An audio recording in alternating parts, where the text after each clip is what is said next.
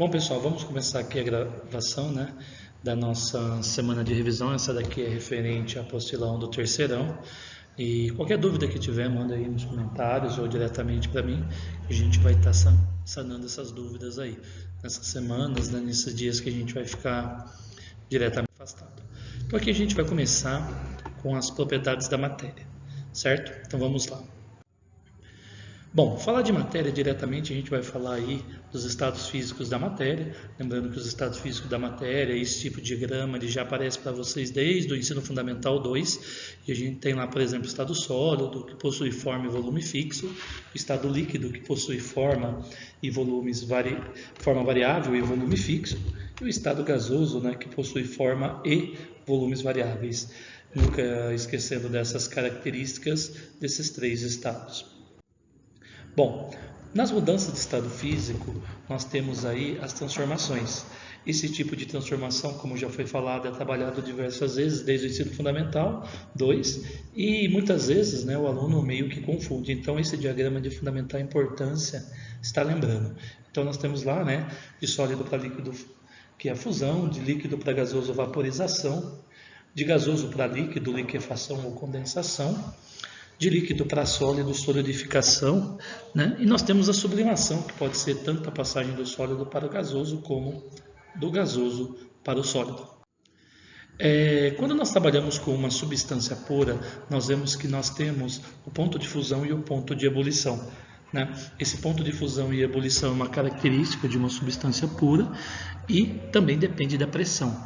Ao nível do mar, que nós temos a pressão de 1 atmosfera, a água, por exemplo, tem a sua temperatura de fusão 0 graus Celsius e o álcool menos 114 graus Celsius.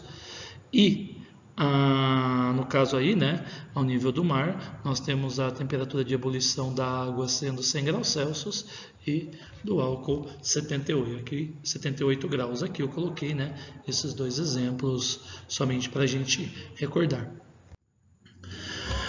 Quando a gente tem uma curva de aquecimento, diretamente ao você bater o olho, você já vai ter que caracterizar se essa curva é referente a uma substância pura ou uma mistura.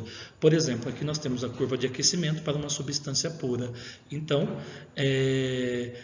uma determinada água pura, né, a menos 10 graus Celsius, está no estado sólido, ela vai aquecer, chegando até 0 graus, que é o seu ponto de fusão.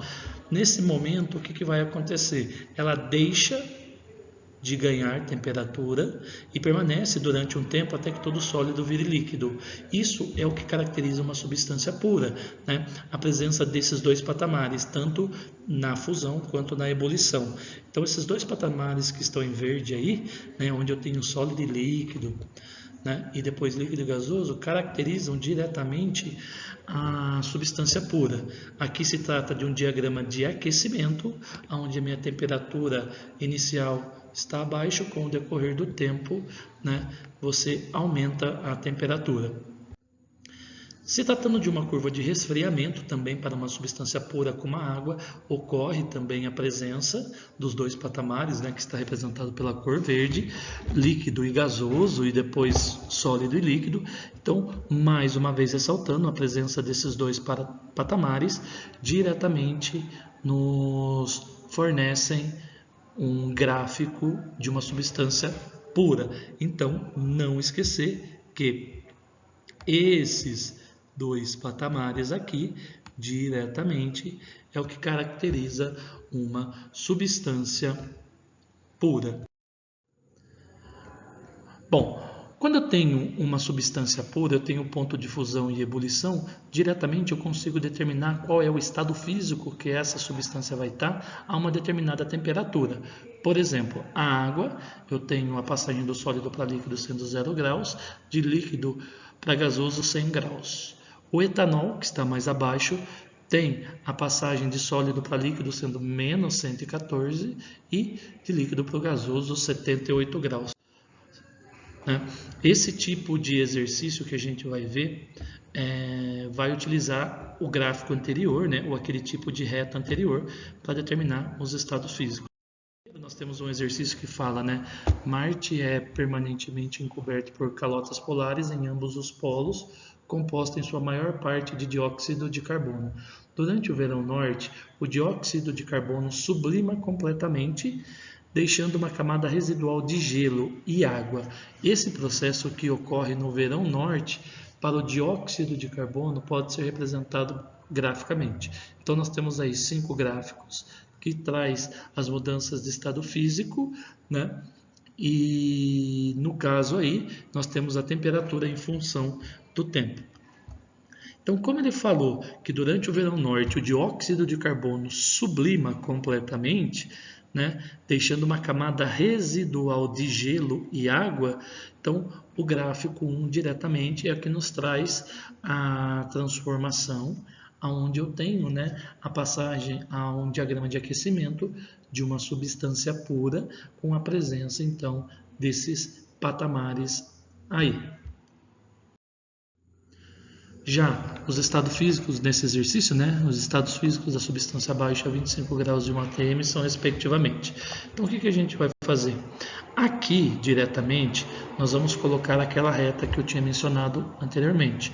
Presta atenção que o pentano eu tenho menos 130 graus a ponto de fusão e ebulição 36,1. O cloro, menos 101 de fusão e ebulição menos 34,5. Ele quer saber a 25 graus. Então, 25 graus, conforme a linha vermelha que traz, está entre menos 34,5 e 36,1. Ou seja, para o pentano, ele vai estar no estado líquido. Para o cloro, ele vai estar no estado gasoso. Então, nós temos aí a alternativa C. Esse tipo de gráfico, né, de representação correta numérica faz com que você erre menos, né, na hora de resolver um exercício desse tipo. Podemos classificar um processo endotérmico e exotérmico, respectivamente, né? Então aqui, vamos lá, só lembrando, quando você tem um aumento da temperatura, com uma passagem do sólido para o líquido, ou do líquido para o gasoso, você tem um processo endotérmico, onde a sua reação vai absorver calor, e com essa absorção de calor, né, aumenta a temperatura. Agora, se eu tiver um processo onde ocorre a diminuição da minha temperatura, como gasoso para líquido e líquido para sólido, eu tenho aí exotérmico, né, sendo o meu processo. Então aqui, né, vendo as alternativas, nós vemos que a fusão ela é diretamente um processo endotérmico, porque ocorre um aumento de temperatura, e a liquefação, que também pode ser chamada de condensação, é um processo exotérmico, porque do gasoso para líquido diminui a temperatura.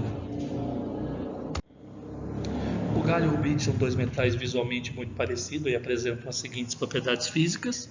Considerando esses dados, né, que o exercício deu, responda, né, qual o estado físico dos dois metais num dia com temperatura de 25. Né? Então, nesse caso, nós podemos ver que o 25 para o galho está antes da temperatura de fusão e para o rubídio também, né, que é 29,8 e 39 graus. Então, o estado sólido. Qual é o estado físico dos dois metais no deserto, onde a temperatura chega a 45 graus? O 45 diretamente, né, vai estar entre a fusão e ebulição dos dois metais, ou seja, quando o valor está entre a temperatura de fusão e ebulição, nós temos estado líquido.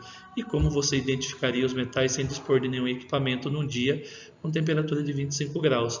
Então aqui, né, como foi uma questão até que caiu em prova, o que a gente pode notar é que em contato com o corpo, que tem uma temperatura corporal de aproximadamente 36,5, o galho ele vai sofrer fusão, ou seja, ele vai se tornar líquido na nossa mão, e aí você consegue diretamente diferenciar qual é o galho e qual é o rubídio.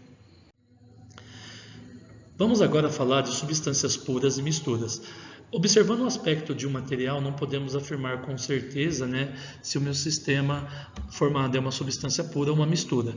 As substâncias puras, elas possuem algumas propriedades fixas, como por exemplo, temperatura de fusão, ebulição, né, e densidade.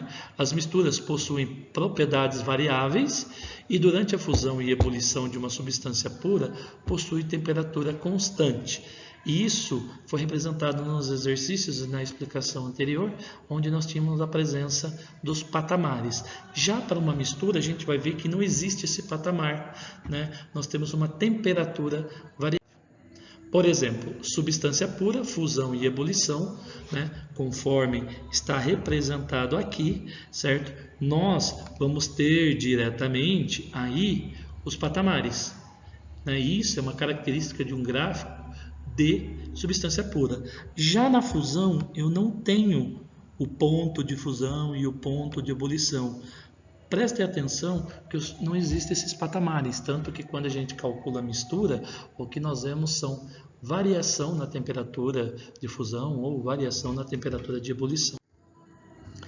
Existem algumas misturas especiais que a gente tem que tomar muito cuidado, por exemplo, as misturas eutéticas, onde eu tenho a fusão constante, ou seja, o patamar presente na fusão, e a ebulição ela é variável, então prestar muita atenção. Fusão eu tenho constante, certo? A temperatura, na ebulição variável, mistura eutética. Já nas misturas azeotrópicas inverte, a minha fusão é variável e a ebulição é constante. Então, só alguns exercícios, né? Analise o gráfico correspondente à curva de aquecimento de um material, na qual estão representadas as fases, sólido, líquido e gasoso, e julgue os itens. Primeiro, a temperatura 2 corresponde ao ponto de ebulição de um material? Verdadeiro ou falso, né? É falso. A temperatura 2 diretamente, ela traz ali uma temperatura em que a sua substância, que é pura, está líquida. Se no estado líquido esse material fosse resfriado, solidificar a temperatura T1, né? Então, na temperatura T1 é verdadeiro, porque nós temos o nosso ponto de fusão, né? Ou seja, o ponto de fusão é igual ao ponto de solidificação. E segundo o gráfico, o material é constituído por uma mistura de 3 fases. Não, né? É falso. Esse gráfico aí traz a presença dos patamares, tanto para a fusão quanto para a ebulição. Então, se trata de uma substância pura. Já nesse exercício, de acordo com os gráficos de mudanças de estado abaixo, podemos afirmar corretamente que 1, 2, 3 corresponde respectivamente. Então aqui nós vimos que no primeiro nós temos tanto a fusão quanto a ebulição variável, então se trata de uma mistura. Então a alternativa A já está fora, a B e a C pode ser, a D e a E está fora. Depois, no gráfico 2, nós temos a presença dos dois patamares, então, substância pura, né? Então, com isso, nós temos ficado entre B e C. Então, como é uma substância pura, a gente nem precisa verificar o gráfico 3, porque, por eliminação, o C também já foi, sobrou a alternativa B como resposta. Então, é sempre importante interpretar dessa maneira, para que você está eliminando as erradas. Se a matéria for constituída por mais de um tipo de substância, nós teremos uma mistura, e essa mistura ela pode ser tanto homogênea quanto heterogênea. Então, por exemplo, eu tenho aí água e sal após agitação, eu tenho um sistema formado por uma mistura e, no caso, eu tenho aí uma solução ou uma mistura homogênea. Ela possui uma única fase e em toda a extensão da mistura as propriedades são iguais. Aqui nós temos um sistema formado por água e óleo, ou água, areia e óleo. Nós conseguimos verificar a presença de fases. Por exemplo, na água e óleo 2 fases, areia, água e óleo 3 fases. Quando possui mais de uma fase, é uma mistura heterogênea, ou seja, as propriedades são diferentes ao longo de sua extensão. Aqui eu tenho um sistema, né? Primeiro, para a definição de sistema, é uma porção da matéria que foi tomada para ser analisada. E quando você analisa o sistema, muitas vezes você tem que determinar a quantidade de fases e componentes. Então vamos para alguns exercícios. Marque a alternativa, né, correta. Em um mesmo recipiente foram colocados óleo, gelo e água, que se mantém em equilíbrio conforme a figura abaixo. Então o sistema apresenta 3 fases e 3 substâncias. Eu sei que ele apresenta 3 fases, a água líquida, o gelo e o óleo, mas no caso aqui não é 3 substâncias, porque gelo e água é uma substância só. Então nós vamos ter 3 fases e 2 substâncias, né? Então nós podemos ver, né, que a alternativa que melhor se enquadra é a alternativa D, 2 substâncias equilibradas em 3 fases. Numa dose de uísque com gelo, a água sólida, solução aquosa de etanol, outras substâncias dissolvidas e vapor d'água. Esse sistema é formado de... Então vamos lá. Primeiro, se eu tenho a presença de gelo, né, que é água sólida e vapor de água, eu tenho, e o líquido também, que seria esse etanol, nós temos um sistema heterogêneo constituído de 3 fases, a fase gasosa, a fase líquida e a fase sólida. A mica se misturou mais intimamente com o feldespato e o quartzo para formar a rocha, por excelência, a pedra mais dura de todas, a que suporta sem ser esmagada os 4 andares terrenos do globo. A rocha mencionada pelo autor esse tipo de rocha, ela está sempre presente, né? E a gente tem que saber, granito é uma mistura formada de 3 minérios, quartzo, feldespato e mica, certo? E esses 3 minérios, nós temos 3 fases e 3 componentes diretos. Então é uma mistura heterogênea, que é o granito. A tabela a seguir apresenta os pontos de fusão e ebulição e as densidades de algumas substâncias utilizadas em nosso cotidiano a 1 atm de pressão. Então ele traz ácido sulfúrico, benzeno, cloro, naftaleno e oxigênio e os seus pontos de fusão e ebulição e densidade. Após a análise, assinale a alternativa incorreta. Primeiro, a temperatura do naftaleno funde o benzeno é líquido, então o naftaleno está fundindo a 82, certo? A 82 graus Celsius, o benzeno ele está diretamente aí no estado gasoso. Então ele não está no estado líquido, então já é de cara a nossa alternativa A. Aqui, né, o granito, refresco de xarope de groselha, água mineral fluoretada e sangue visto ao microscópio são respectivamente exemplos de mistura. O granito é uma mistura heterogênea, certo? O xarope de groselha ele vai ser uma mistura homogênea. A água mineral é uma mistura homogênea e nós temos aí o sangue que visualmente a olho nu lhe parece ser homogêneo, porém, analisado no microscópio, nós temos a presença dos glóbulos branco, vermelho e plasma, tendo aí no caso uma mistura heterogênea. Bom, aqui dando um pouco de conceito de massa atômica, massa molecular e massa molar, só para lembrar o que é uma unidade de massa atômica. Então eles tomaram como base o carbono 12, pegaram esse carbono, dividiram em 12 partes e retiraram uma, né? Então, 1/12 do carbono 12 equivale a uma unidade de massa atômica ou 1. A massa atômica é o número que indica quantas vezes um determinado átomo é mais pesado que 1/12 do carbono 12. Só para lembrar, por exemplo, o átomo de hélio. Então, foi colocado aí 4 fatias de 1/12 do carbono 12, ou seja, né, o átomo de hélio tem uma massa atômica sendo 4, ou 4 unidades de massa atômica. A massa de 3 átomos do isótopo 12 do carbono é igual à massa de 2 átomos de um certo elemento X. Pode-se dizer então que a massa atômica desse elemento X em unidades de massa atômica é. Então, nós colocamos esses 2 elementos X e os 3 átomos de carbono. 2 vezes a massa de X é igual a 3 vezes a massa do carbono. Como a massa do carbono, no caso aí é 12, 3 vezes 12, 36, dividido por 2, nós vamos ter a massa do elemento X sendo 18, ou seja, alternativa C. A massa de um elemento químico, só rapidamente calculando, né? Lembrando que a massa que nós temos na tabela periódica é uma média ponderada. E como a gente calcula a média ponderada? Por exemplo, os isótopos do cloro, né, nós temos aí com massa 35 e 37, ele tem 75% na natureza com massa 35 e 25% na natureza com massa 37. Fazendo uma média ponderada, nós vemos que a massa atômica do cloro é aproximadamente 35,5. Massa molecular é o número que indica quantas vezes uma molécula é mais pesada que 1/12 que o carbono 12. De uma maneira prática, calculamos essa massa, né, somando os pesos atômicos dos átomos que formam, né? Por exemplo, o ácido sulfúrico, nós temos a massa atômica do hidrogênio, que é 1, do enxofre, que é 32, e do oxigênio, que é 16. Então vai ficar aí 2 vezes 1, mais 1 vezes 32, mais 4 vezes 16, totalizando aí, né, 98 unidades de massa atômica, sendo a massa molecular do ácido sulfúrico. Nós vimos em questão de constante de Avogadro que o número de entidades, moléculas ou átomos existente em uma massa em gramas é igual à sua massa molecular ou massa atômica, e esse número é igual a 6,02 vezes 10 a 23. Por exemplo, em uma massa de 56 gramas de átomos de ferro, existe 6,02 vezes 10 a 23 átomos de ferro.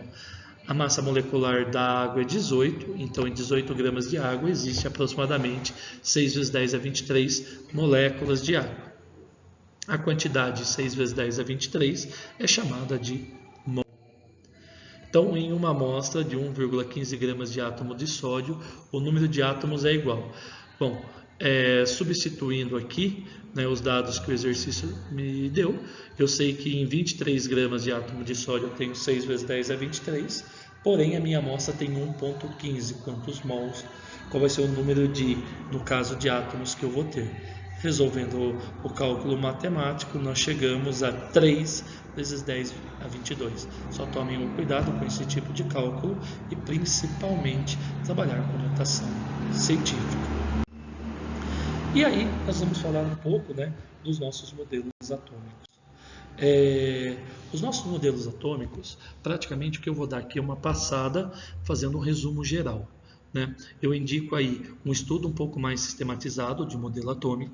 Lembrando que, quando eu falo de modelo atômico, aqui eu tenho uma evolução, mas tudo começou lá com os filósofos, que achavam que a natureza, tudo na natureza era composto pelos 4 elementos, ar, água, terra e fogo. Somente depois que também os filósofos, sem base científica, Leucipo e Demócrito, determinaram que toda a matéria era constituída de minúsculas partículas denominadas átomos. Então, Leucipo, átomos, vem do grego e significa não divisível, certo?